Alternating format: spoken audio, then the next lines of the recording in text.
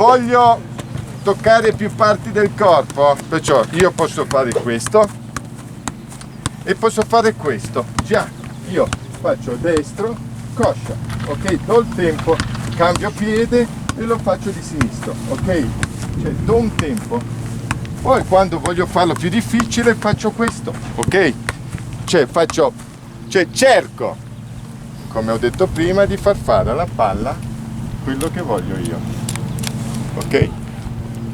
L'esercizio può cambiare con, non so, 1-2 alta controllo, 1-2 alta controllo, 1-2 alta controllo, ok?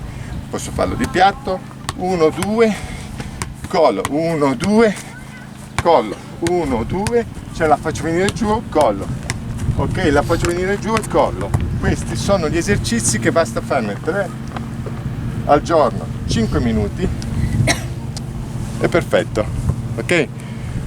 Poi cambio, non so, io voglio fare 1, 2, 3 e la stop, poi 1, 2, 3, scusa, 1, 2, 3 e la stop, 1, 2, 3 e la stop, penso, faccio devo darla di collo, poi ci do di piatto e già sbagliato. Va bene, proviamo? Proviamo. Date un tempo di gioco, ok?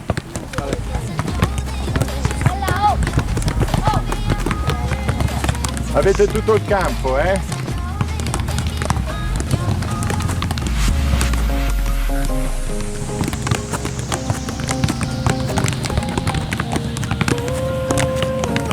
Solo di piede, cercate di toccare la palla di piede, 1, 2, 3, contate.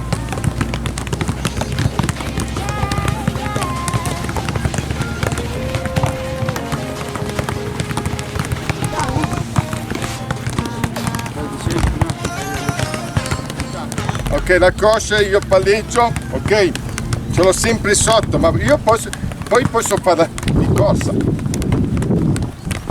Questo è diverso, ok? Poi io palleggio normale, questo, e poi io corro. Ok? Brava, questo è un altro allenamento che fate. Gambe su e date un tempo, brava. Compiti a casa, eh?